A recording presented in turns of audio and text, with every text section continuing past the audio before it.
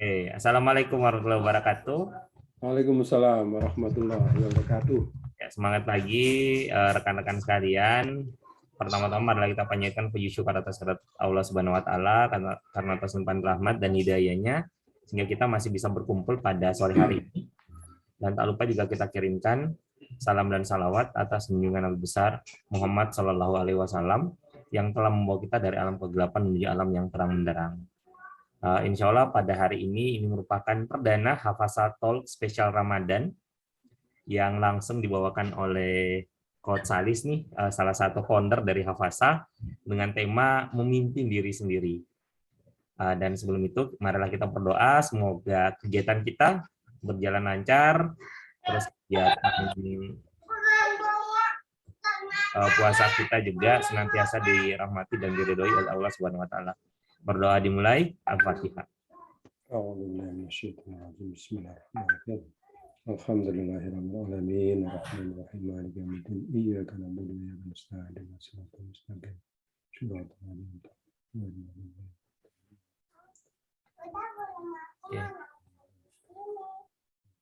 Baiklah, untuk perkenalan singkat aja bahwa Coach Salis ini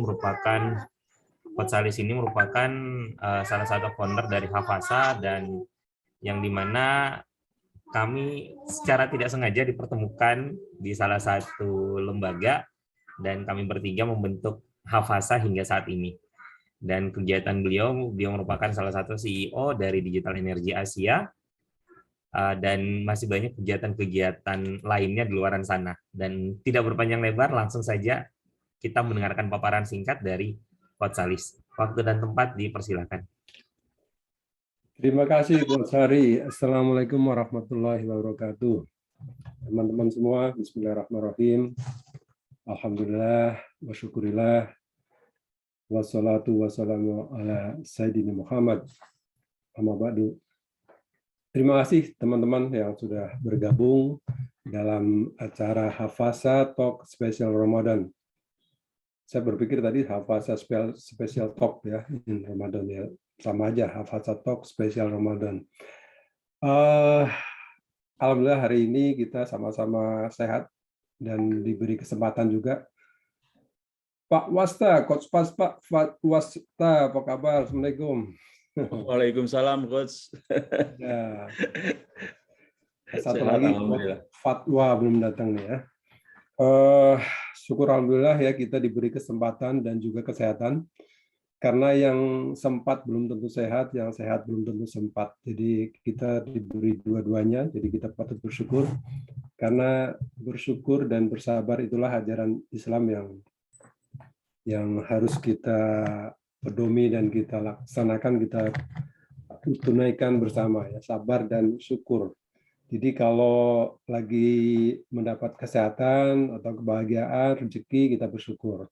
Nah, kalau mendapat musibah atau suatu cobaan, kita bersabar. Jadi syukur dan sabar itu dua kata yang seperti dua sisi mata koin ya. Jadi harus ada dalam diri kita masing-masing. Nah, hari ini saya akan sharing atau ngobrol-ngobrol dengan teman-teman tentang bagaimana memimpin diri sendiri. Ini judul ini dari Coach Hari ini. Begitu dilempar ya udah saya tangkap aja. Oke, ya udah saya akan coba membawakan memimpin diri sendiri. Nah, biasanya memimpin kan ada follower ya. Jadi the good leader is the good follower too gitu ya. Jadi kalau Anda sebagai seorang leader yang baik itu juga harus sebagai follower yang baik. Follower yang baik itu bagaimana? Ya itu ada sesi lain nanti the good follower ya. Tapi rumus yang pertama tadi adalah good leader is a good follower. Jadi kita hari ini akan berbicara tentang memimpin diri sendiri. Nah ini ya hanya diri kita yang tahu tentang diri kita gitu ya. Orang lain mungkin tahunya hanya fisik kita bahwa saya tingginya katakanlah 176, beratnya 80 gitu. Orang lain hanya mengetahui dari situ. Tapi diri kita sendiri tahu bahwa kalau kita menghadapi sesuatu, kita harus apa, itu reaksi diri sendiri itu Itu apalagi kalau sudah berumur, udah pensiun seperti saya ini, sudah makan asam garam ya, jadi kalau bersin-bersin berarti saya lagi kurang sehat gitu ya. Kalau berdebar-debar saya lagi apa gitu, dapat duit misalnya. Nah, itu udah ada dalam diri kita. Baiklah, saya akan share teman-teman semua ya, apa yang akan saya bicarakan hari ini.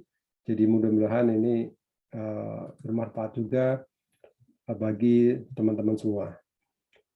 Saya akan share tentang, sebentar, kok nggak ada file ya? Oke, bentar.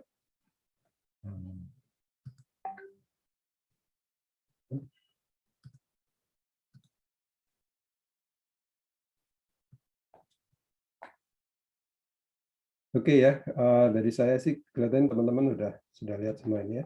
Ya, tinggal diperbesar aja, Coach. Oke.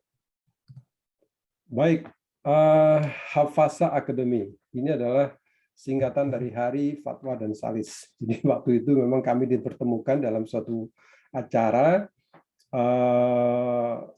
di mana kami selalu sharing dengan teman-teman semua. Waktu itu Coach Hari terutama yang menginisiasi adanya tensi ya, Tuesday night sharing gitu ya. Di situ kemudian saya sebagai moderator, di situ Coach Hari dan Coach Fatwa sharing, saya moderator. Nah, lama-lama kemudian ya kita bikin aja akademi gitu ya, di mana kami inisiasi bahwa ini nantinya berkembang sebagai suatu seperti pusat pembelajaran gitu ya, apa saja bahwa yang ada di situ.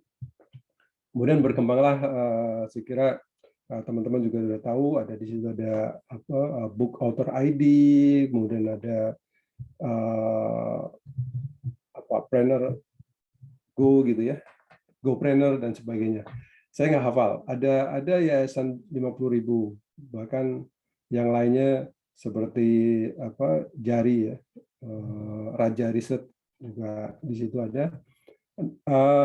Kali ini kita akan sharing dan alhamdulillah kita sudah mendapatkan topik-topik dan juga jadwal yang cukup solid ini.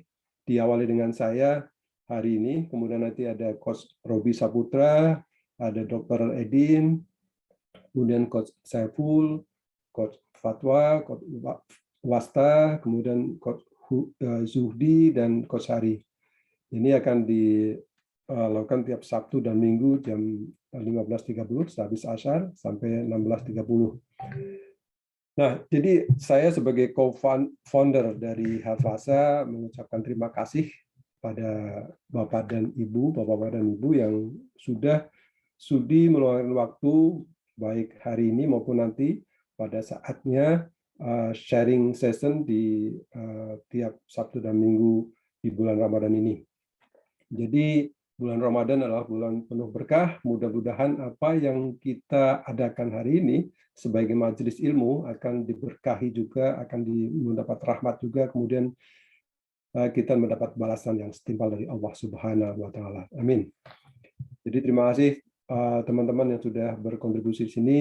Saya sebagai wakil lah di sini membuka dari Hafasa Founder, membuka hari ini dengan topik memimpin diri sendiri.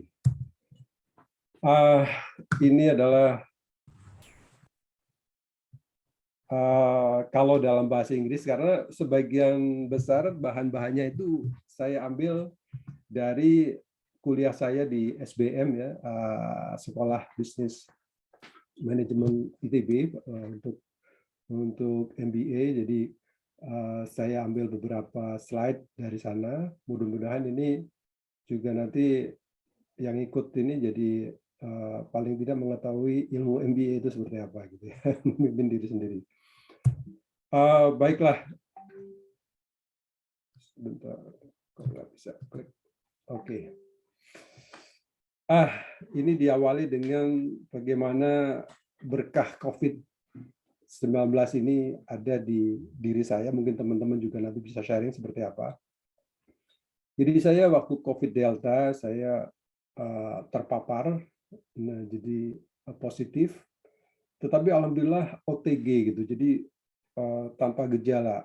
Jadi saya karena positif harus isolasi sesuai dengan prokes. Jadi saya harus diam di suatu kamar sendiri gitu ya. Bahkan keluarga yang anak-anak dan istri yang saya lihat dari pintu itu tidak bisa mendekat. Kemudian makanan, minuman, bahkan pakaian pun saya cuci sendiri ya. Karena alhamdulillah saya punya kamar yang terpisah dari mereka, ada kamar mandi yang dekat.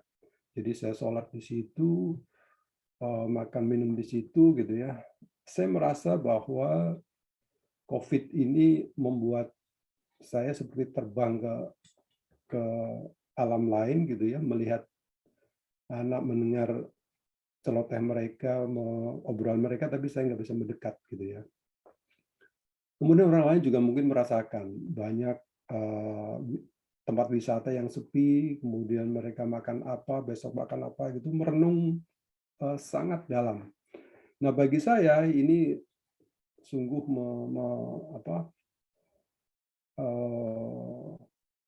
mempengaruhi pikiran dan perasaan saya. Jadi saya merasa bahwa saya udah terbang, saya udah nggak ada di dunia lagi karena saya makan tapi harus terpisah, saya minum harus terpisah, saya sholat sendiri. Jadi inilah the lonely mungkin future kita ya, bahwa kita tidak bersama lagi dengan teman-teman, tidak bersama lagi dengan saudara. Nah, kita akan seperti apa nantinya? Saya merasakan itu dan alhamdulillah tidak ada gejala dan sembuh dengan sendirinya setelah tes lagi negatif.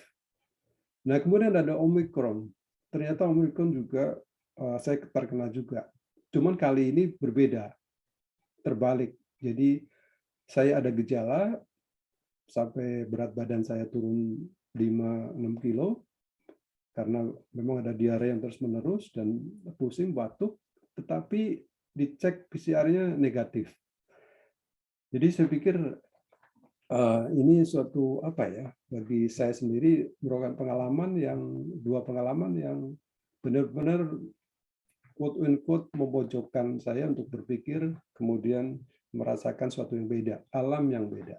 Dan inilah kemudian saya bertekad untuk selalu setiap hari bahwa apa yang saya punya akan bisa, terutama kalau ada pengetahuan apa, ini akan share terhadap teman-teman dan juga lebih banyak mendekat ke pencipta kita gitu ya. Itu yang saya rasakan. Jadi mungkin nanti teman-teman bisa share apa yang Anda rasakan pada saat COVID melanda ini. Jadi kami kehilangan keluarga juga ada 3 orang, teman-teman juga ada yang terkena langsung COVID itu yang saya ingat mungkin ada 4 orang. Jadi ini benar-benar memukul ya kehidupan manusia dan terutama ke diri saya, karena kali ini topiknya adalah bagaimana kita menjalani ini supaya diri sendiri itu bisa move on dari segala sesuatu yang menimpa kita. Itu seperti apa? Barangkali kalau ada yang sharing mungkin nanti ya di akhir, karena sekarang waktu juga ternyata sudah jam 4 nih ya, karena kita mulainya agak lambat. Jadi siapa sih saya, siapa sih Anda gitu ya? Ini menjadi pertanyaan pada saat kita terkena kemarin berkah COVID ini. Karena orang bisa melihat COVID itu sebagai musibah atau sebagai berkah. Jadi berkah itu adalah ya seperti yang selamat atau penyintas COVID ini, alumni COVID, itu melihat bahwa banyak bersyukur, banyak bersabar, itulah yang ada selalu pada diri kita. Jadi kalau ditanya siapa sih Anda, kita berkaca gitu ya, kita akan bertanya lagi, kenapa Anda di sini? Kenapa Anda lahir di Indonesia? Kenapa Anda lahir dari seorang ibu yang katakanlah sekarang sudah almarhumah gitu. Kenapa Anda lahir dari seorang petani? Kenapa Anda lahir dari seorang pedagang? Kenapa tidak lahir di Ethiopia atau di Amerika gitu ya? Jadi kenapa Anda di sini? Itu pertanyaan yang mungkin kalau kita cerna, kita tanya terus pada diri sendiri gitu. Selama merenung dengan kemarin ya, isoman itu Anda akan menemukan jawaban yang berbeda, tergantung dari mungkin tebal tipis iman kita, tergantung dari visi kita, tergantung dari pengetahuan kita, pengalaman kita ya. Jadi kenapa Anda di sini? Kemudian apa atau kemana Anda akan pergi? Nah ini pertanyaan itu tuh selalu menggoda pikiran kita atau bahkan mengusik pikiran saya pada saat saya isoman. Iya, kenapa kok saya kena ya? Iya, keluarga apa anggota keluarga lain nggak kena gitu. Kenapa itu kenanya ke saya? Terus mau apa Anda gitu ya? Kemudian apa yang sudah Anda lakukan?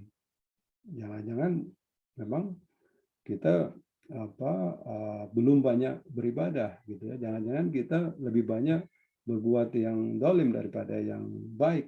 Nah, apa yang pernah Anda lakukan itu bisa kita evaluasi sebagai neraca baik dan buruk kita gitu ya. Kemudian apa yang sekarang Anda lakukan? Kalau Anda sudah melakukan itu, apa yang akan Anda lakukan? Nah, ini kan juga menjadikan kita lebih mawas diri, lebih dalam lagi bahwa ya saya ternyata udah melakukan ini tapi belum sempurna ya. Ya kita sempurnakan gitu ya. Nah, inilah kemudian menjadi suatu visi ke depan, saya itu harus apa. Maka bagaimana kita mencapai visi yang kemudian muncul ketika kita mendapat musibah itu ya. Ya, atau ketika kita mendapat rezeki dan sebagainya. Jadi karena kita akan ditanya, kalaupun dapat rezeki, bahwa rezeki itu dari mana dan rezeki itu buat apa, itu juga menjadi suatu pertanggungjawaban yang akan ditanyakan. Nah, dengan berkaca diri, siapa sih Anda? Jadi kenapa sih Anda di sini? Mau kemana? Kemudian apa yang sudah Anda lakukan? Apa yang sedang Anda lakukan? Kemudian bagaimana ke depannya? Inilah yang harus memang setiap hari waktu kita berkaca benar-benar real, ya, bercermin, itu kita bisa melihat diri kita seutuhnya, lalu kita bertanya dengan pertanyaan-pertanyaan ini, itu sudah cukup bagi kita untuk bisa memperbaiki, memimpin diri sendiri tiap hari, tiap saat untuk bisa lebih baik dan lebih baik lagi. Itu dengan pertanyaan-pertanyaan ini aja sudah cukup bagi kita untuk bisa memimpin diri sendiri. Nah, kalau kita, karena ini suasana Ramadan ya, saya quote satu ayat, tapi ini tidak ada di pelajaran MBA ya. Ini quote saya kira sudah terkenal sekali ayat ini. Wa ma khalaqtul jinna wal insa illa liya'budun. Kalau bahasa Inggrisnya ya, and I did not create the jinn and humans except that they worship me. Jadi, dan tidaklah aku menciptakan jin dan manusia, melainkan supaya mereka menyembahku. Oh, berarti dari surat Al-Dzariyat ini kita sudah diberi guidance gitu, karena Quran adalah guidance kita. Why we are here? Oh, kenapa Anda di sini? Ya harus sebenarnya diciptakan untuk menyembahku. Jadi untuk beribadah saja gitu. Ya kalau kita bekerja, memang bekerja untuk mempertahankan hidup. Tetapi tujuannya adalah untuk beribadah kepadanya. Jadi jangan sampai kita bekerja semau kita, halal haram tabrak saja gitu ya. Kita harus selalu ingat bahwa ya kita di sini itu untuk beribadah. Apapun yang kita lakukan, menikah, memiliki anak, memiliki cucu, bersedekah, katakanlah bersepeda, kemudian berolahraga, coba kita refleksikan atau kita niatkan untuk beribadah kepadanya. Insya Allah ini akan menambah iman kita dan juga menambah ketenangan jiwa kita. Jadi mengapa kita di sini? Sudah ada jawabannya. Kemudian akan kemana? Ini juga sudah ada jawabannya di Al-Maidah 105, bahwa hanya kepada Allah kamu semua akan kembali. Kemudian Dia akan menerangkan kepadamu apa yang telah kamu kerjakan. Jadi jangan sampai kita berpikir bahwa apa yang kita kerjakan itu tidak ada yang lihat gitu ya, tidak ada yang tidak ada CCTV gitu ya. Enggak, bahwa nanti akan kembali kepada pencipta, kepada Allah, dan akan diterangkan kepadamu apa yang telah kamu kerjakan. Nah, melihat rapor kita aja, kalau kita kuliah atau sekolah, itu apa yang sudah kerjakan itu kita berdebar-debar ya, apalagi raport yang akan ditunjukkan oleh Allah yang detik demi detik itu benar-benar di record gitu ya. Kalau sekarang zaman digital sudah terbayang sama kita ya. Karena kita, kalau saya ya menulis nama saya sendiri, misalnya Salih Saprilian atau di situ Hari Kuswanto, tapi kalau Hari Kuswanto agak banyak ya, tapi kalau Salih Saprilian mungkin ada beberapa yang ini, tapi let's say 10% aja yang benar tentang saya, itu dalam waktu sepersekian detik itu muncul ribuan artikel, ribuan tulisan tentang Salih Saprilian. Nah, itu membuat saya juga berdebar gitu ya pada saat saya mengetahui itu bahwa nanti akan ditunjukkan oleh pencipta kita, rapot kita itu sangat detail gitu ya. Hari ini, detik ini ngapain gitu ya. Itu sangat detail. Jadi akan ditunjukkan kepadamu apa yang kamu kerjakan. Dan kita sebenarnya nggak punya apa-apa gitu ya dalam kalau kita plot kurun waktu hidup kita dalam sekian puluh tahun, sekian katakanlah kita hidup 60 tahun, 70 tahun dibanding dengan umur dunia ini bahkan sampai ke akhirat nanti itu hanya setitik gitu ya yang nggak bisa digambar, titik aja. Karena sekian puluh tahun itu dibanding sekian miliar tahun itu nggak ada apa-apanya. Nah, itulah yang ada di kita. Dan kalau kita potong lagi hari ini katakanlah dengan kemarin dan esok itu udah sangat kecil lagi hari ini. Nah, hari ini kalau kita potong lagi dengan jam, mungkin jam yang akan datang, jam yang telah lewati, itu juga kita hanya punya 1 jam ini aja. Tapi kalau 1 jam ini saja kita bilang milik kita potong lagi menjadi katakanlah 1 menit gitu ya. Oh, 1 menit ini adalah milik kita. 1 menit berikutnya kita nggak tahu. 1 menit yang sudah itu sejarah. Tapi apa iya 1 menit itu nggak bisa dipotong lagi? Kita potong lagi 1 detik, maka detik berikutnya itu adalah kita nggak tahu. Detik yang udah lewat itu sudah sejarah. Kita nggak bisa menghapus lagi. Nah, ternyata detik itu juga bisa dipotong sampai sepersekian detik. Nah, jadi kita sebenarnya nggak punya apa-apa. Ya, detik berikutnya sudah kita nggak tahu apakah kita masih hidup, apakah ada gempa bumi atau seperti apa. Detik yang lalu kita sudah menjadi sejarah. Nah, itu sepersekian detik lagi, jadi kita sebenarnya nggak punya apa-apa. Itu yang filosofi bagaimana sebenarnya manusia tidak bisa berbuat banyak karena memang tidak punya apa-apa.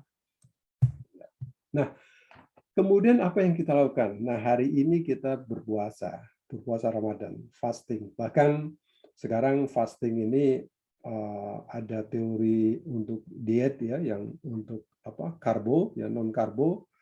Dia ada ketofasis ya, keto. Jadi dia memakan ini kemudian ada puasa. Puasa mereka memang masih bisa minum ya, tapi benar-benar puasa tidak makan nasi, tidak makan karbo ya dalam 1 hari, katakanlah sekian jam, kemudian hanya boleh di jendela makan itu boleh air putih ya minum, kemudian jadi memperbanyak lemak daripada karbo dan juga protein. Jadi makan sehari katakanlah telur dan sebagainya dan tidak makan yang lain. Nah, fasting ini, puasa ini juga memiliki makna yang begitu dalam. Kalau kita baca hadis qudsi ini, jadi diriwayatkan oleh Bukhari, bahwa seluruh amalan anak Adam, yaitu kita semua, yaitu untuk mereka sendiri, kecuali puasa. Karena sungguh ibadah puasa itu untukku, kata Allah. Akulah yang langsung akan memberikan imbalannya. Karena puasa ini adalah perisai bagi manusia yang menjalankannya. Jadi kita melihat ya, anak kecil katakanlah yang sedang belajar puasa, dia mungkin ya sudah mengetahui bahwa tidak boleh makan, tidak boleh minum, walaupun tidak ada orang tuanya gitu, dia melihat di kulkas atau di meja ada makanan, dia mungkin tengok sana tengok sini, tadinya mau minum, oh ya saya puasa, ada Allah yang melihat.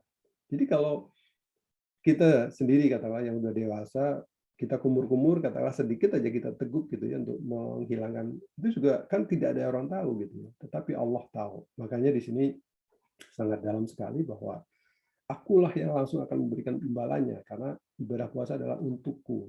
Kalau orang lain, kalau ibadah lain ya, misalnya sholat, zakat, orang mungkin ada yang tahu gitu ya. Kalau dia lagi sholat, oh iya dia memberikan zakat, oh iya dari menolong orang, itu orang tahu. Tapi kalau puasa benar-benar, kalau kelihatan orang lemes ya mungkin dia karena nggak makan aja gitu kan, bukan puasa gitu. Kalau orang yang katakanlah kerjanya lambat ya memang dia lagi malas gitu. Tapi kalau orang berpuasa itu tidak bisa kelihatan dari fisiknya, dari tingkah lakunya, ya hanya dia yang tahu bahwa dia sedang puasa. Nah, inilah yang kemudian menjadikan puasa ini menjadi bagaimana kita membangun mendidik diri sendiri, bahkan memimpin diri sendiri untuk bisa melakukan yang terbaik.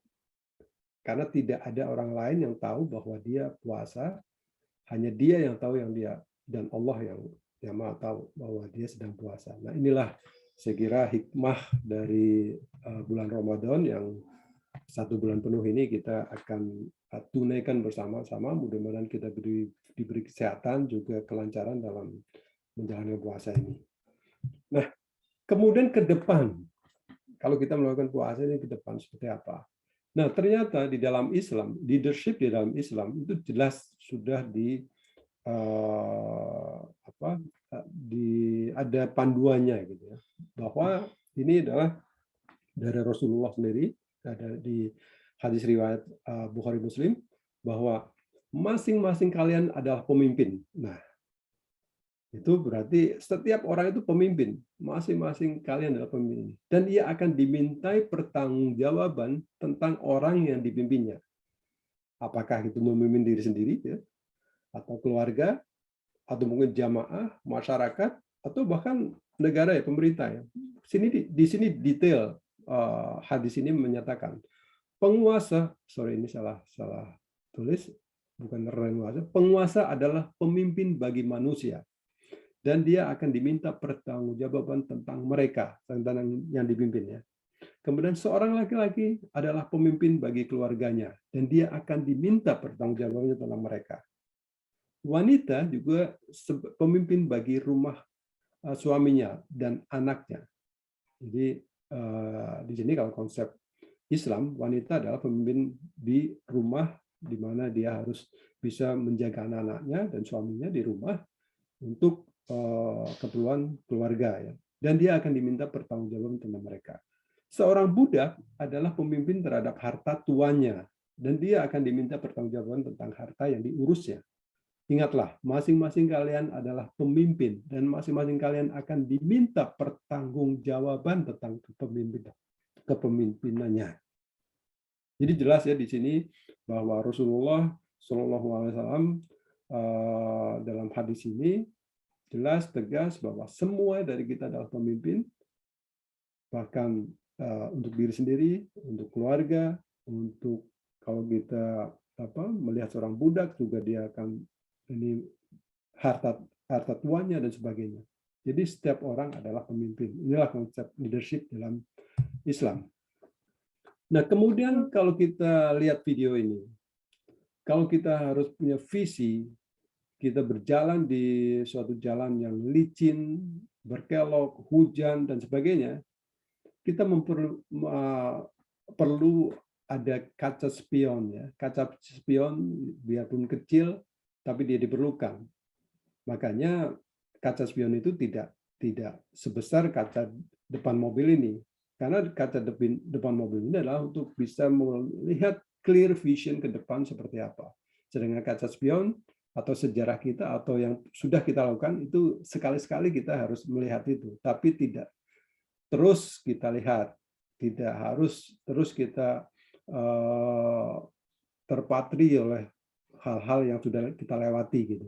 Kita harus fokus ke depan. Jadi visi kita ke depan itu yang harus diutamakan. Katakanlah tadi perenungan kita bahwa kita sudah pernah melakukan katakanlah kedoliman, dosa, hilaf. Oke lah, itu sebagai kaca kecil, kaca spion yang harus kita ingat bahwa Allah Maha Pengampun dan inilah bulan yang penuh pengampunan. Jadi jangan lewatkan untuk bisa berserah diri, bertobat, kemudian kita membuat visi ke depan itu lebih clear dan lebih indah lagi, lebih jelas lagi. Nah, ini adalah bagaimana seseorang atau ya manusia itu sebetulnya dia dilahirkan itu bisa karena kemudian besar dia mempunyai keahlian, bisa karena memang dilatih ya, atau karena naturally dia memang punya bakat alamiah gitu ya. Ini untuk membuat bagaimana seorang pemimpin melihat anak buahnya, atau katakanlah anak buah melihat seorang pemimpin itu ada yang memang berbakat memimpin, ada yang memang dia diberi kelebihan bisa mengatur orang dan bisa mengorganisasikan pekerjaan dan sebagainya. Itu bisa karena nature atau nurture karena dilatih gitu ya. Nah, mengenai pelatihan ini juga banyak sekarang ini ada yang melalui coaching atau melalui mentoring. Nah, saya kira di Hafasa Academy ini gudangnya bagaimana kita melatih keahlian yang tadinya mungkin belum bisa menulis menjadi bisa menulis. Nah, ini saya kira suatu media yang sangat bagus. Nah, ini adalah saya kira saya akan lewati saja. Ini bagaimana kurva perubahannya dari seseorang merespon kejadian yang memang menimpa dirinya gitu ya. Pertama jelas akan shock. Nah, ini dari Kubler-Ross change curve. Jadi akan shock, akan surprise bagaimana kemudian dia akan bereaksi. Pertama kali dia denial gitu ya, mungkin nggak percaya kalau oh iya ini ada COVID, ini kok ada penyakit di saya, kenapa nggak ke orang lain gitu ya. Dia akan disbelief, akan nggak percaya bahwa oh ini saya nggak COVID, apalagi yang OTG saya waktu itu saya nggak kok, tapi waktu dites positif.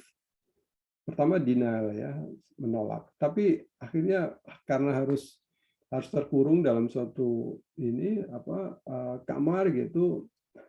Kemudian lama-lama agak frustasi juga. Aduh, saya kok kesana nggak bisa, kesini nggak bisa, harus duduk berhari-hari. Kemudian ya akhirnya bukalah Al-Quran terjemahan, kemudian baca-baca mungkin kiriman dari teman ya di WA group tentang ajaran Islam dan sebagainya. Kemudian habis itu kalau yang tidak kuat mentalnya akan depresi gitu ya. Tapi kemudian setelah melihat pengalaman orang lain juga kemudian pengalaman diri sendiri, dia akan mulai menginisiasi suatu eksperimen bagaimana dia beradaptasi dengan suasana itu ya. Ini bukan hanya terjadi pada kasus COVID ya, tapi mungkin perubahan-perubahan yang lain ya. Kemudian dia akan memutuskan, akan learning how to work with the new situation. Jadi dengan situasi yang baru ini, saya akan seperti apa. Baru dia akan terbiasa dengan situasi itu. Nah, model learning ini juga diajarkan di sekolah-sekolah manajemen, bahwa pertama kita menghadapi suatu perubahan itu biasanya kita tidak peduli gitu, kita Ini contohnya ada anak belajar sepeda. Ini contoh yang bagus sekali ya. Mungkin anak itu waktu lihat sepeda ya dia tidak sadar bahwa naik sepeda itu sulit atau naik sepeda itu mudah dan sebagainya. Dia hanya lihat sepeda kemudian ya, oh iya ada orang naik sepeda bisa jalan gitu. Jadi dia unconscious dan dia juga karena nggak bisa naik sepeda dia incompetence gitu. Dia hanya lihat ya disuruh naik saya nggak bisa gitu. Tapi begitu dia sadar bahwa oh iya ternyata sepeda itu bisa jalan seperti ini, harus naik dulu dan sebagainya. Dia conscious, tapi masih incompetence, masih belum bisa. Maka kita ayahnya menanyakan dia, oh mau belajar, oh ya saya ingin belajar. Dia sudah sadar bahwa ingin belajar. Oh injak pedal kanan dulu atau nanti kalau jarak sekian ada rem, ada sesuatu maka harus direm. Gitu. Kemudian kalau naik dia harus digenjot. Nah ini ayahnya memberitahu. Maka sudah setelah bisa dia conscious, jadi sudah sadar dan kompeten. Nah setelah bisa dia nggak ngukur lagi, nggak harus oh ya sekian meter ada batu dia harus ngeremnya segini, enggak. Dia otomatis menghindari kemudian jadi sudah unconscious kompeten. Inilah yang proses yang ada di kita sebagai manusia dalam menghadapi segala persoalan yang baru. Kalau misalnya menulis ya tadi saya contohkan di Hafasa kan ada Hafasa menulis atau author go ID itu dia tadinya hanya melihat ya menulis itu seperti apa. Setelah tahu bahwa menulis itu seperti itu diajari dan sebagainya, sekarang saya kira teman-teman terutama Coach Hari ya menulis itu sudah seperti ini aja air mengalir aja gitu ya, kemudian sudah ada, sudah nggak harus mikir lagi. Jadi yang penting adalah praktis. itu apa saya kira rumus dari Tiger Woods juga begitu ya, atau dari dulu siapa Bruce Lee juga begitu, atau Rudy Hartono juga gitu. Bilangnya praktis kalau Anda ingin tadi unconscious competence. Nah, praktis di sini ini sharing aja dari saya bahwa ini sudah pernah juga saya presentasikan, mungkin Coach Ari juga sudah pernah lihat ini. Jadi tiap hari kita ada namanya 5-4-8 daily practice. Jadi tiap hari kalau yang punya komputer laptop seperti ini ya bisa ditempel post-it paper. Itu post-it itu karena memang produknya post-it, bukan lagi promosi, tapi ini kertas yang mudah ditempel. Ini ditemukan juga nggak sengaja ya, karena ditempel tapi mudah digeletek gitu ya. Itu nanti ditulis di situ ada minimal 3 most important things setiap hari, tapi bisa 5, bisa 7 gitu ya. Kita tulis di situ. Kemudian kita baca pagi-pagi ya. Ini terutama yang masih kerja WFH juga, saya kira banyak tugas. Di kantor juga begitu, bisa ditulis saja. Kemudian ditulis kita berdoa sebelum mengerjakan tugas-tugas rutin kita, berdoa bahwa apa yang kita tulis akan bisa kita laksanakan hari itu.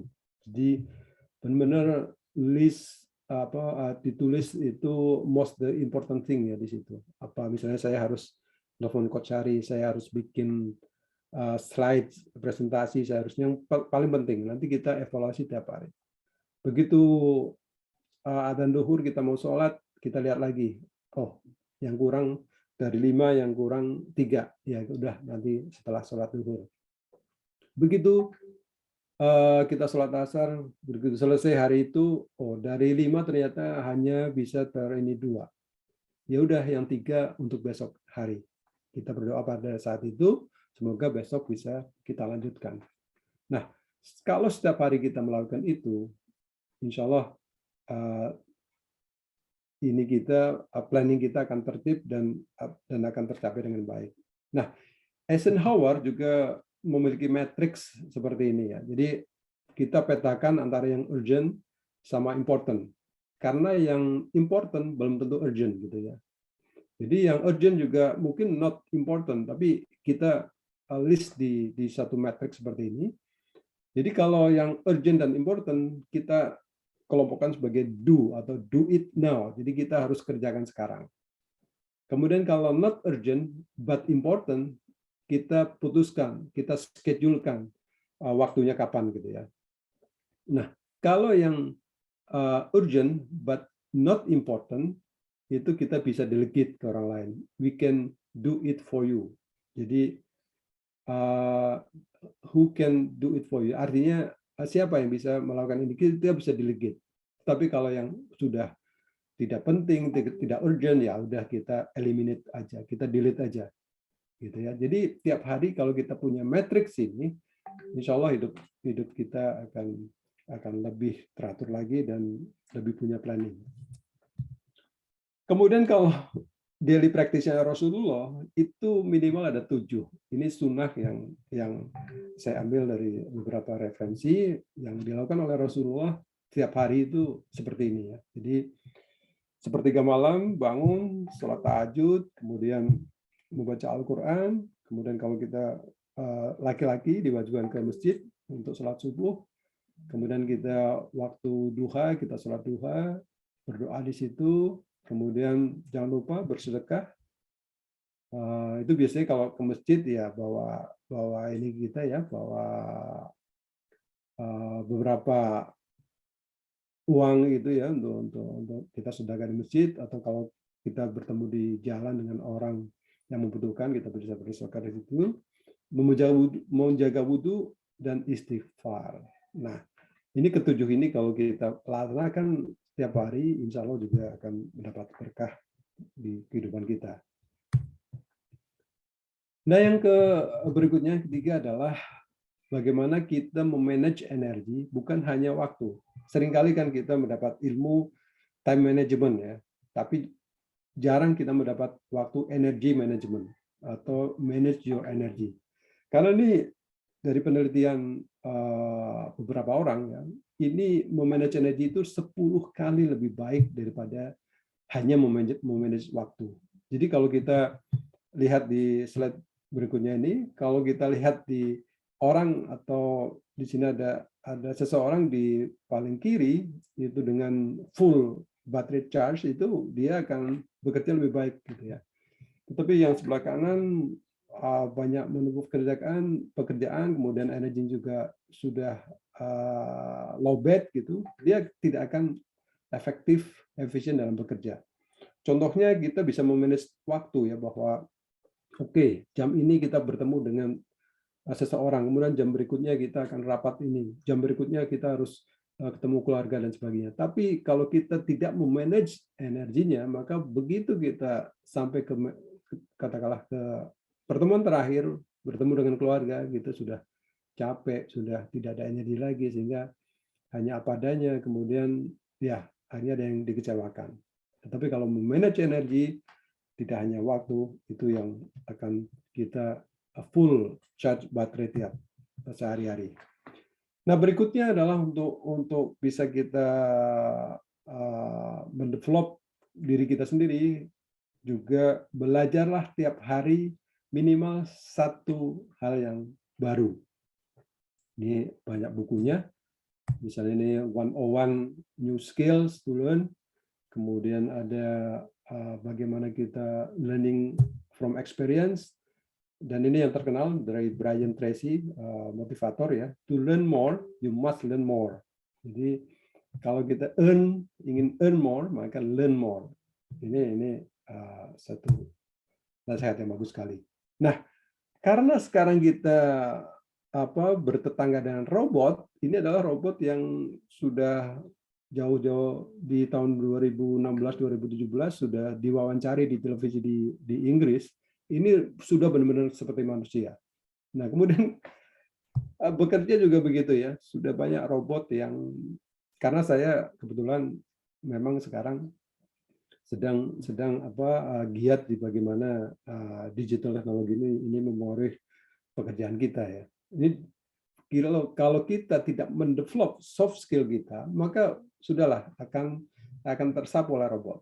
Sekarang di bank yang namanya teller sudah nggak ada. Di jalan tol yang namanya dulu banyak orang duduk di pintu gerbang tol, sekarang sudah nggak ada. Itu semua bukan hanya fisik robot, tapi software robot itu juga sangat mencemaskan bagi kita ya. Jadi kalau kita nggak punya soft skill, ya sudah, kita akan terlibas oleh robot-robot ini.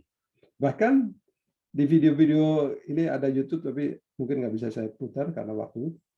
Anda googling aja ya, deepfake video. Anda akan melihat, dirinya juga ada di TED Talk juga ada, bahwa Presiden Obama itu dipalsu omongannya, dan tapi persis mirip dengan Presiden Obama. Ini sangat mengkhawatirkan. Jadi seandainya saja misalnya seorang dia dieksplor diekspos di suatu media sosial media bahwa dia ngomong seperti ini, tetapi bahwa itu bukan dia yang ngomong, itu kan sangat bahaya gitu. Misalnya ini dicontohkan di sini bahwa Obama mengirimkan katakanlah, sekarang kita serang Korea Utara dengan nuklir ini gitu ya. Nah, maka kalau yang tidak di bagian keamanan itu tidak paham tentang deepfake video ini, akan langsung aja ya perintah presiden gitu ya, langsung pencet tombol ke Korea Utara misalnya. Nah, sehingga kita harus menguasai namanya essential skill selain hard skill seperti kesehatan, kemudian pengetahuan kita tentang ilmu-ilmu yang memang hard skill, kita jangan lupakan soft skill seperti attitude, behavior, patience, pengalaman-pengalaman kita juga sangat mendevelop diri kita untuk bisa memimpin diri kita sendiri untuk bisa sukses dalam kehidupan ini. Jadi ini juga sudah pernah saya sampaikan mungkin di forum-forum digital energy terutama, bahwa lead yourself itu intinya pertama ada di tangan Anda gitu ya. Tangan kanan ini saya sebut sebagai personal self development. Tipsnya pertama adalah give appreciation. Jadi jangan sungkan-sungkan Anda memberi apresiasi terhadap kesuksesan atau keberhasilan diri Anda dan juga teman Anda, kolega Anda. Kalau sesuatu yang bagus, kita give appreciation itu dengan jempol. Jadi kenapa like itu sekarang menjadi sangat berharga. Sekarang ada pemilihan X Factor juga tergantung dari like dari penggemar penontonnya ya, like itu give appreciation. Itu Anda akan dihargai. Kemudian believe in God atau build vision tadi ya, vision. Jadi jangan sampai vision itu kita membangun vision itu tidak mengingat bahwa kita hidup ada yang menciptakan kita, sehingga ada kita ketergantungan terhadap pencipta kita. Itu juga jangan sampai. Jadi ini telunjuk ini build vision. Kemudian jari tengah itu kalau Anda berkarya atau Anda sedang belajar, bersekolah, itu usahakan be above average atau sekarang istilahnya extra miles gitu ya. Jadi jari tengah nggak ada yang lebih pendek dari yang lain ya. Jari tengah selalu lebih tinggi. Jadi Anda harus di atas rata-rata. Kemudian yang jari manis, engagement. Jadi Anda harus membangun networking sebanyak mungkin, sebesar mungkin untuk bisa sukses di pergaulan maupun di bisnis. Dan yang dari kelingking itu do not ignore small thing. Jadi jangan mengabaikan hal-hal yang kecil ya, karena kita seringkali tersandung bukan karena batu besar, tapi karena kerikil. Jadi 5 jari di tangan kanan ini menunjukkan personal self development. Nah, yang kiri itu bagaimana Anda membangun personal branding. Nah, ini mudah diingat juga karena ini lead yourself. Jadi memimpin diri Anda dari 2 tangan Anda ingat-ingat ini ya. Pertama, jempol itu Anda harus menuliskan sesuatu yang lebih baik dari yang lain. Misalnya Anda punya kelebihan apa gitu ya, Anda tuliskan. Ini untuk building your personal branding ya. Anda tuliskan, misalnya seperti Coach Ari, saya lebih bisa menulis buku dibanding orang lain. Ya, di situ disebutkan sebagai book author gitu misalnya, atau penulis buku. Nah, itu sebagai ini ada branding Anda. Kemudian jari telunjuk. Nah, ini Anda harus ucapkan tiap hari, ya saya sebagai penulis besar, saya sebagai penulis buku yang terkenal, saya sebagai gitu ya. Jadi harus say it every day. Nah, yang jadi tengah prioritize. Apabila Anda memang punya beberapa kelebihan, tapi mana yang menurut passion Anda itu sangat menonjol. Nah, itu harus diprioritize. Jadi ya Coach Ari itu dia pandai menulis buku, kemudian juga memanage atau ahli dalam di human capital gitu ya. Tulis semua, tapi mana yang passion yang paling Anda harus prioritize. Nah, jari manis, show it to others. Jadi jangan sampai dipendam sendiri, tapi ya karena tadi ya, kalau jari kanan tadi adalah networking, yang ini show it to others. Jadi ya kita harus engage dengan yang lain, harus kita tunjukkan. Kemudian yang jari kelingking itu give help to poor and unlucky ones. Jadi kesuksesan Anda harus Anda bagi dengan orang-orang yang mungkin belum beruntung, orang-orang kecil, orang-orang yang memang ketemu di jalan belum beruntung gitu ya. Anda bagi. Jadi inilah lead yourself dengan 10 jari. Mudah-mudahan ini mudah diingat dan bermanfaat bagi teman-teman semua. Nah, ini juga suatu praktis tadi ya di awal. Kunci kita beriman adalah bersyukur dan bersabar. Ini adalah salah satu metode yang diajarkan di MBA juga, bahwa kalau kita mendapatkan sesuatu sukses atau sesuatu rezeki atau tuliskan, Anda bersyukur di situ, tuliskan, ya hari ini saya mendapat transfer dari Coach Fatwa sekian gitu ya. Nah itu tinggal dilipat, digulung, kemudian masukkan ke jar, ke toples gitu ya. Kemudian dapat lagi apa, oh iya hari ini saya dapat kebahagiaan apa gitu, masukin. Sehingga pada saat kita frustrasi menghadapi sesuatu yang besar, yang susah, yang sulit, kita ambil coba satu kertas, kemudian kita baca, oh iya, pada saat itu kita mendapat ini. Kita akhirnya akan bersyukur, bukan hanya mengeluh menghadapi sesuatu masalah. Ini praktis untuk bersyukur. Nah, ini ada story dari Raja Solomon, Sulaiman kalau dalam bahasa kita, bahasa Arab dan Al-Quran, tapi saya nggak akan teruskan karena ini cukup panjang. Bahwa intinya bahwa pada saat itu Raja Sulaiman menginginkan suatu ke pembuat cincin yang terkenal pada zamannya, suatu yang bisa mengingatkan dia selalu, yang membahagiakan dia pada setiap saat, pada saat susah maupun pada saat dia bahagia. Tentunya ini kemudian dibuatlah suatu cincin dengan tulisan yang kalau sudah diterjemahkan dalam bahasa Inggris itu "These two shall pass" atau pass gitu ya. Jadi ini juga akan berlalu, atau dalam bahasa Arabnya kullu syai'in halikul illallah. Jadi segala sesuatu akan musnah kecuali Allah. Nah, begitu cincin ini dipasang oleh diberikan oleh si pembuat cincin yang terkenal itu pada Nabi Sulaiman, kemudian dipasang, setiap dia mengalami cobaan, mengalami kebahagiaan, dia baca ini bahwa ya semua ini juga akan berlalu. Jadi saya juga presentasi ini juga akan berlalu. Mohon maaf jika ada salah dan hilaf. Silahkan kalau ada komen atau pengalaman yang dibagi teman-teman semua. Saya cukupkan sekian. Wassalamualaikum warahmatullahi wabarakatuh. Waalaikumsalam warahmatullahi wabarakatuh. Oke, jadi itu Coach Ari dan teman-teman. Terima kasih telah mendengarkan. Saya stop dulu di sini sebentar. Stop share. Silakan kalau bunyi saya ada di sini. Oke, ada yang ingin juga raise hand. Oh, Dr. Edin, monggo silakan. Assalamualaikum warahmatullahi wabarakatuh. Coach Salis, Masya Allah, luar biasa sekali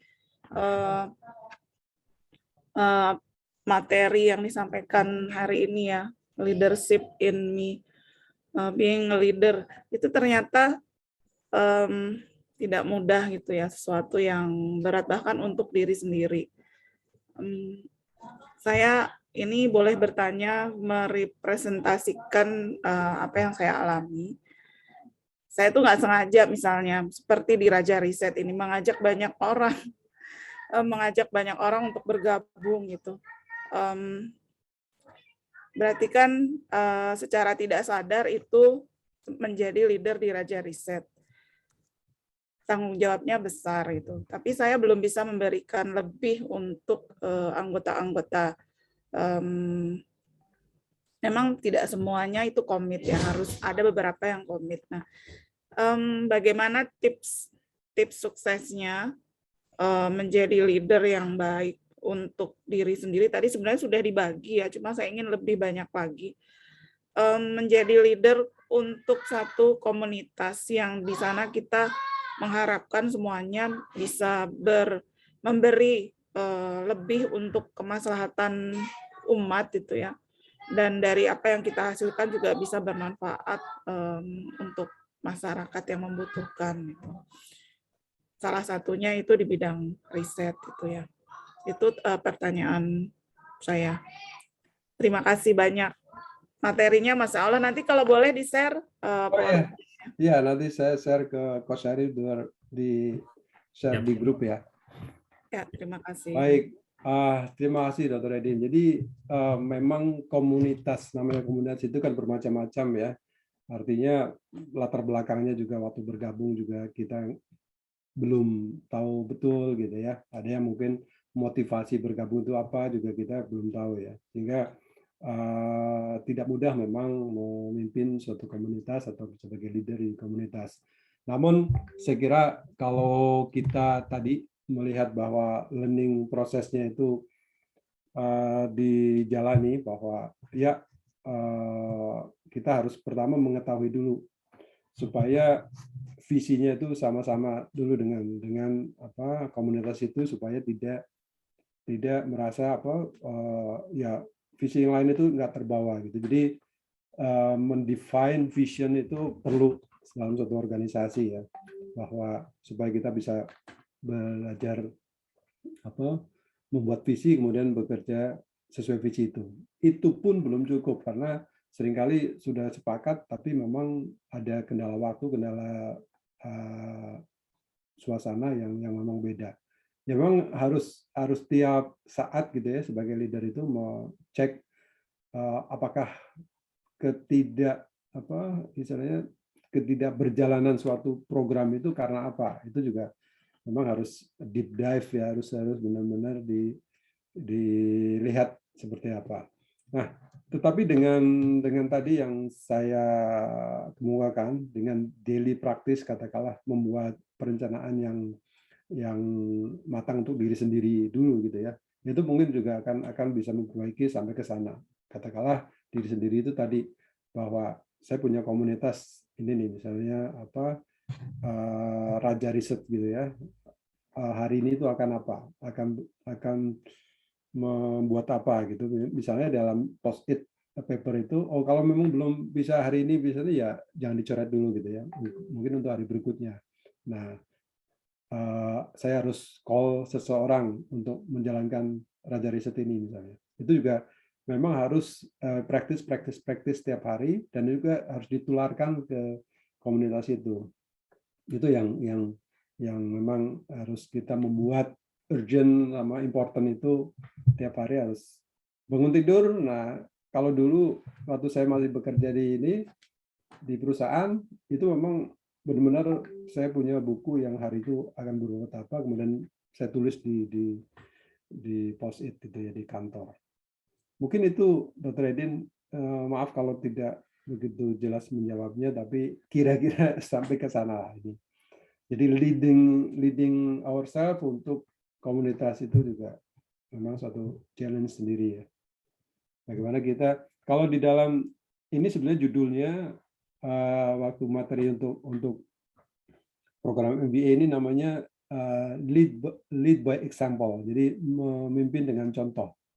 Itu karena kata-kata itu sebagai tagline dulu waktu saya mau ini ya, memimpin suatu perusahaan itu lead by example itu saya terus ini kan gitu, saya istilahnya canangkan dan saya viralkan kalau sekarang itu ya. Jadi setiap kali bicara di mana ya, sebelum Anda bisa memimpin orang lain, Anda memimpin diri sendiri dulu gitu. Itu aja sih, Coach Saidin. Barangkali ada yang lain, maaf saya nggak bisa baca. Terima kasih. Ini karena keterbatasan waktu ya. Ada satu pertanyaan dari Kak Mimin, mohon izin tanya Coach, di usia berapa yang tepat personal branding mulai dibangun?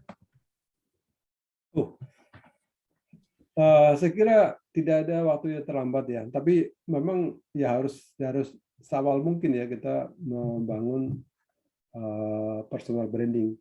Itu kalau saya boleh cerita pengalaman ya, pada saat saya mahasiswa itu tanpa mengetahui sekarang teori personal branding ya,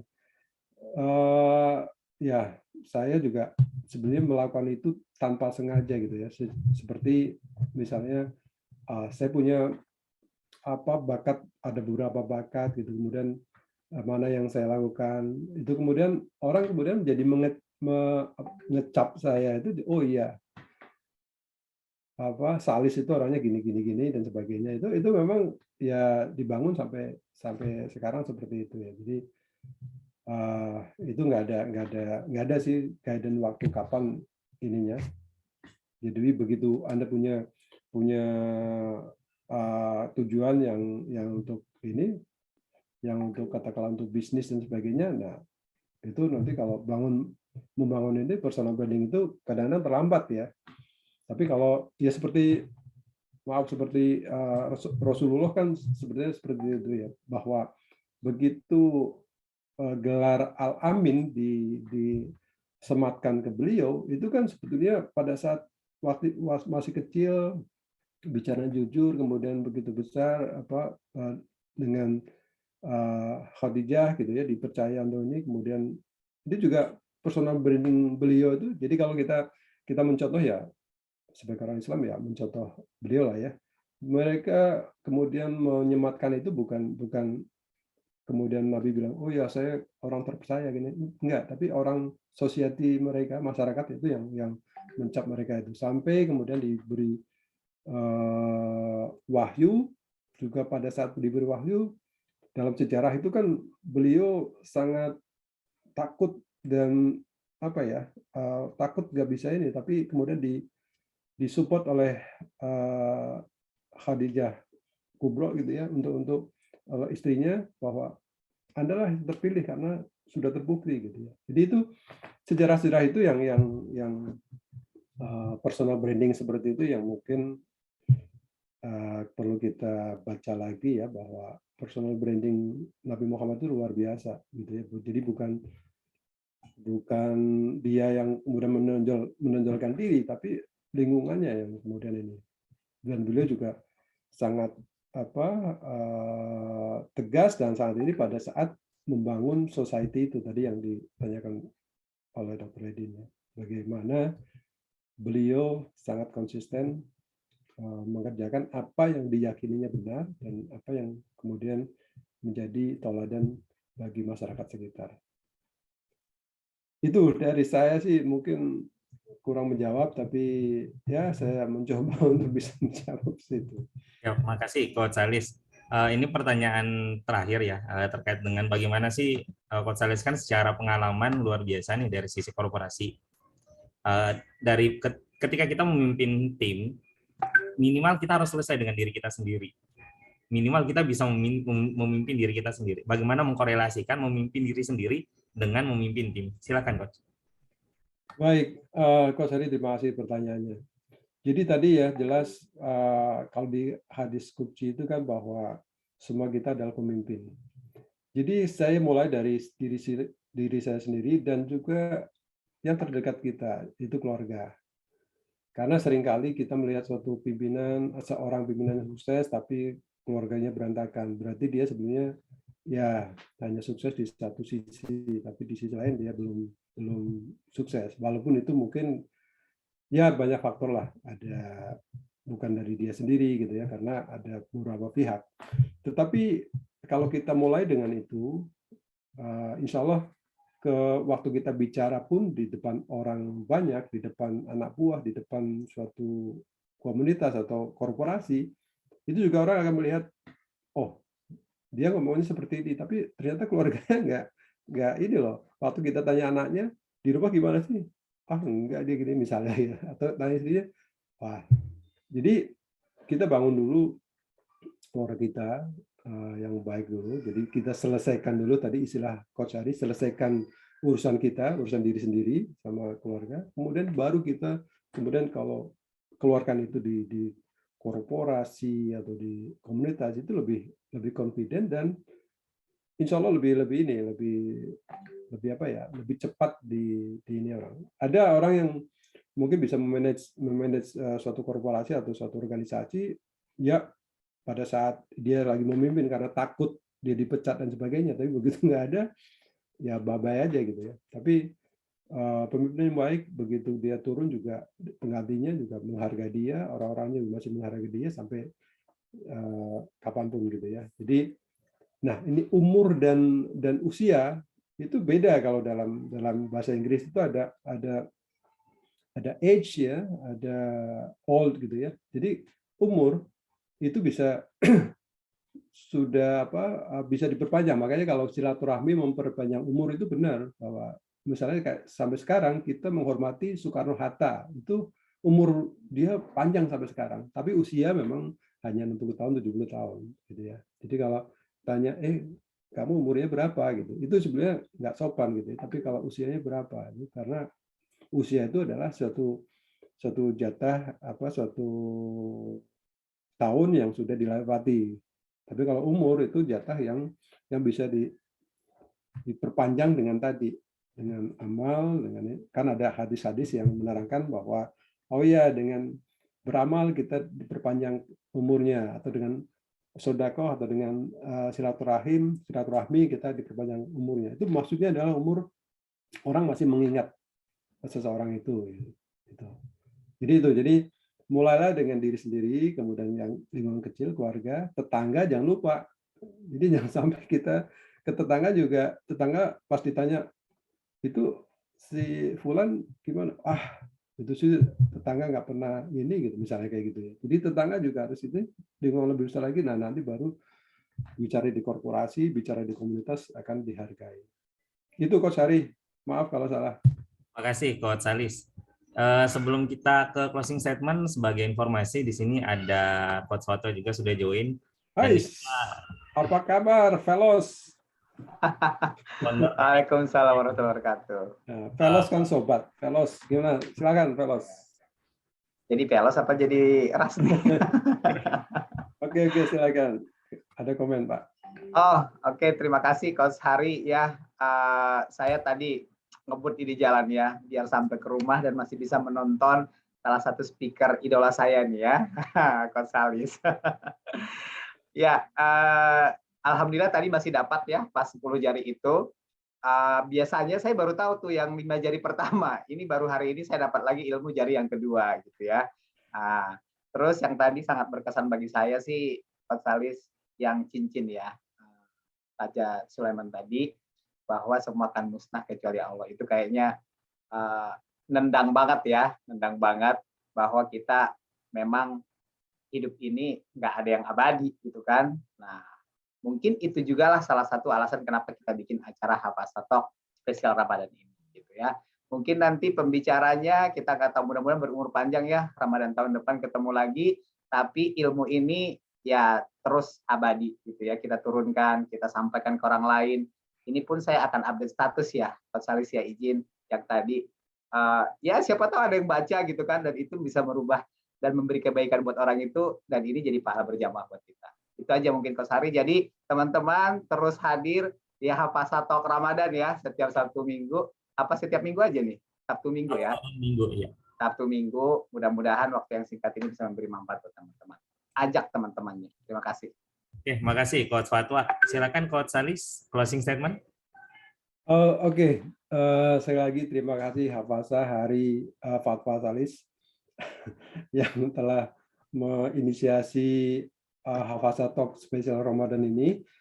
Dan juga yang terima kasih tak terhingga pada teman-teman yang sudah hadir pada saat ini dan juga menjadi pembicara next talk ya di Sabtu Minggu yang akan datang. Saya tidak bisa menyebut satu persatu, tapi dari hati terdalam saya mengucapkan terima kasih dan mohon maaf jika dalam penyampaian saya tadi banyak kekurangan, kehilafan, kata-kata yang kurang berkenan. Saya mohon maaf. Mudah-mudahan kita bisa bertemu lagi di lain kesempatan, dan salam sehat selalu untuk teman-teman semua ya. Assalamualaikum warahmatullahi wabarakatuh. Waalaikumsalam. Waalaikumsalam warahmatullahi wabarakatuh. Oke, makasih Coach Salis dan rekan-rekan, kakak-kakak sekalian. Sampai jumpa di pekan berikutnya. Pekan berikutnya itu kalau dari jadwal,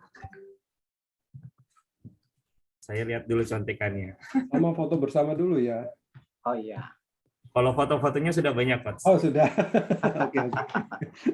Sudah langsung diabadikan. Jadi mungkin sebagai informasi untuk pekan depan itu di hari Sabtu, kita ada bareng Coach Robi dengan tema bersyukur, ikhtiar, dan tawakal. Dan di sini ada Dr. Edin juga yang akan mengisi di hari Minggu, 4 puasa bagi kesehatan. Jadi ini emang topiknya sangat pas di bulan Ramadan ini. Jadi sekali lagi terima kasih, sampai jumpa di pekan depan. Mohon maaf jika ada salah kata. Wassalamualaikum warahmatullahi wabarakatuh. Waalaikumsalam warahmatullahi wabarakatuh. Terima kasih teman-teman. Salis.